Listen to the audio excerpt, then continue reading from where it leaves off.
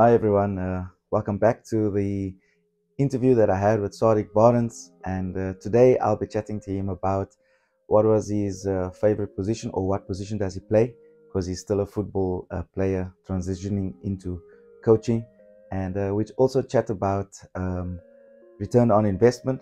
That was one of the big things that was on his heart that we wanted to chat about.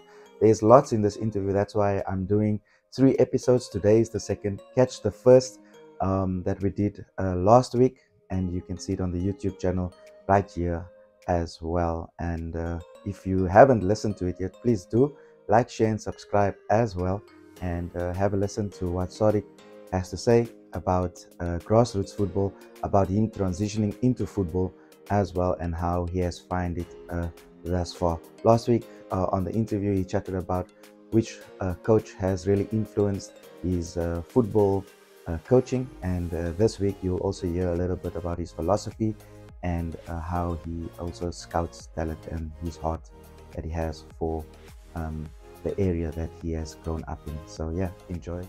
So I started out as an attacker anyway, up front would be left, right, because obviously I had a big engine, could run the line up and down, but obviously you get older, you don't have that pace anymore and whatever, but obviously with the discipline and the training.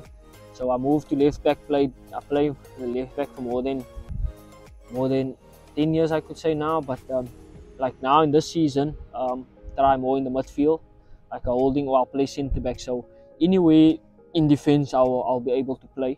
So with the experience and the knowledge, the bit of knowledge that I have, so I'm comfortable playing holding midfielder at the moment. So yeah, so that's where I am at. It's only one season. So what if I'm saying what motivated? Like I played under US coach Rowan, played under Resando, the Weber, everyone. So all the coaches that I played with or under or has been involved with, I took a bit of everyone to obviously, and with my own things, or I want to play with my team. So maybe the discipline from you, the attacking play from the Weber, the defense, the low risk of Bradley. So just the combination of everyone that I work with a little, I'll put everything together and also spice it up with my own philosophy, with how I want to play, or how I see things maybe different, which is going to bring different results. They say if you don't have a philosophy, you don't win anything. So with all that combined experiences, I put it together in my first season. What motivated me, obviously, I always wanted to be a coach, but I didn't know I was going to do it this year in full capacity. So what happened was, like, you know, there's called Sunday leagues in the communities that we come from. So in the Sunday league, these players, there's always potential, there's always talent. And then obviously when I walk around the Sunday league, because me myself, I also play Sunday league, because on the Sunday you go to the field, you kick a ball, you have some fun.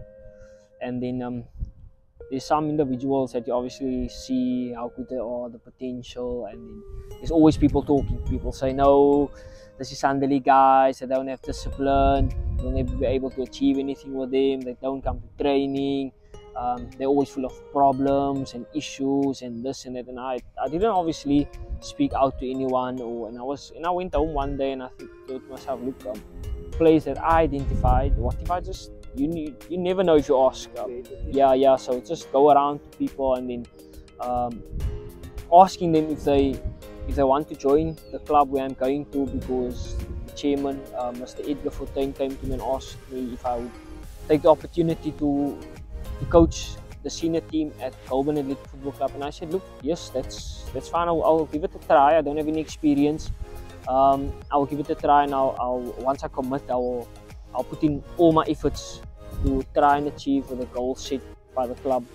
So what I did was I went around to players, made sure I laid the foundation, said to them what's my plan, what I want to do, what I want to achieve. And that's how it came about. I went around to players, asking them to come to the club that I'm going to coach, and in fairness, it's like people never believed when the players rocked up at the club, because the club never expected these players to even come there. For me, there was always talent and potential within the area that I come from. And then obviously, like they call it, Rebel Sunday League. That's where you'll find players rock up on a Sunday. We had two. So one in my community is called Sundowns, and we had another one which is called Ikapa, a Sunday League team. So both Sunday League teams, we were all a group of friends, come together on a Sunday, we play, and then obviously I share my goals with the guys, and they always say, "You're just talking, when are you going to make it into reality?"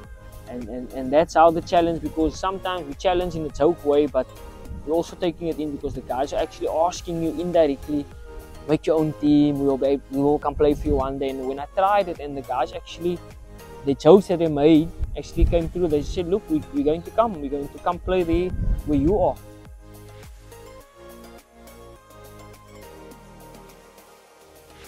Yeah, that was quite fruitful. To win the league unbeaten, unbeaten. So it was something that you can speak for a couple of years to come, or whatever. So that I'm proud of. But overall, it was a lot of hard work, because when you're in the Sunday League, you're only there on a match day. I didn't have any experience of training guys every day on a day-to-day basis. After the experience now in the coaching season is first, because in the Sunday League, anyone can come and just say, you do whatever you need to do and whatever. But when you come to training, becoming a real coach is when you actually see what you have to do different, what you have to adapt to, the different issues, personnels, everything that you deal with on a day-to-day basis, and it's never the same. I think I enjoy training more than match days, because I feel that we spend more hours on training, because a match day is 90 minutes over a weekend. You play LFA, or it's hardly when you play double leaders in the LFA that we play in. But for me, I purely love training more than a game, because that is where I can make people better. That is where I can focus more and spend more time and give more back. But in a game, it's just 90 minutes. The game is there. The game will, if you prepare well, the game will be taken care of. So I prefer more training than spending time on training than actual game. Personally, it's a major milestone. First year full capacity of coaching. So that was something great to achieve, especially for the community that filled up that stadium to, I don't know how many numbers, but they came out in numbers, which was fairly good to see. But in the same way, the build up to the final, or how we came there, you must remember, this is players that they never played in anywhere. No one knows them. That it was really nice to see. For they don't have experience. The average age in my squad was about 22, 23. So the nice part of it, no one knew my team. That was the nice part. The other part of it is where you could see in the final, we didn't have experience. So it's a bit of both, but sometimes you can't have both. You either have a young team, you either have experience, or either you have both and you win. But with the experience that we gained this year, I think the place is in a better space that I asked myself. And then also the club is in a better space. Yes, we didn't win. We all want to win. But if you look at other aspects, club is in a better space, players is in a better space, the better humans. And if I take that part and I look at overall picture and I say, look, you actually done okay for a young team, for a young manager. You done okay, but okay is never good enough, because there's obviously standards, there's obviously things that you want to achieve. You have to win things in order for you to progress in the football world, for actually people to see you. But if you look at it, where we come from and what we achieved, and I think we done brilliant. Obviously, it's the passion that will never leave my soul. I don't have any coaching license. I always look at the ROI, like I mentioned, the return on investment.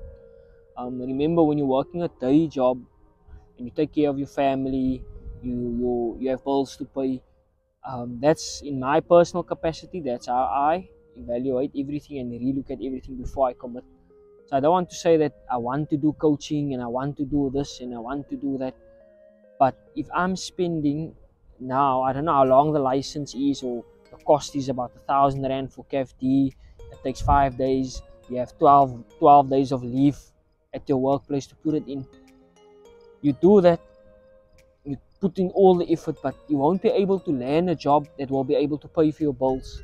I'm not saying whoever wants to do the licensing and CAF and all these things, it's nice to have, it's definitely going to help you in your career in football.